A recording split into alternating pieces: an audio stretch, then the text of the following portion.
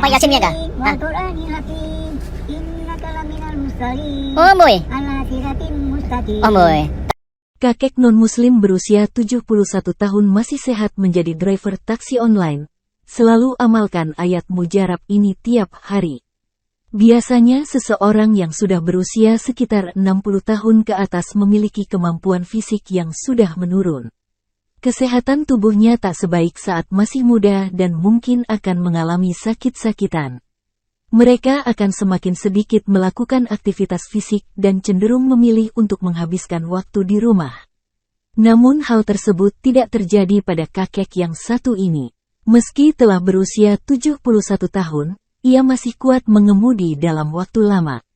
Seorang lansia warga negara Tionghoa, Paman, yang diketahui non-muslim, tetap mencari nafkah sebagai sopir taksi online meski usianya sudah 71 tahun. Melalui postingan yang diunggah di platform TikTok, seorang pengguna bernama @rosenikai mengaku terharu dan kagum dengan dibagikannya video dari grup WhatsApp tentang seorang pria lanjut usia. Sang pemilik akun menjelaskan jika setiap hari kakek tersebut berdoa, membaca 17 ayat pertama surah Yasin untuk menjaga kesehatannya. Meski ia bukan seorang muslim, kakek tersebut fasih dalam membacakan ayat-ayat tersebut. Katanya, sang kakek mengamalkan semua bacaan itu sebagai hasil berinteraksi dengan teman-teman Melayunya dulu di UMW Toyota.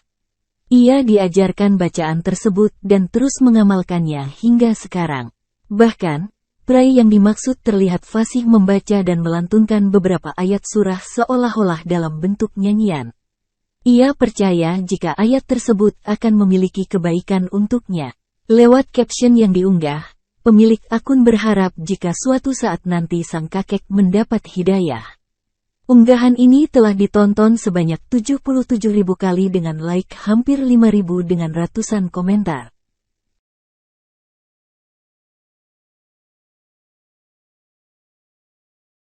Terima kasih sudah nonton. Jangan lupa like, subscribe, dan share ya.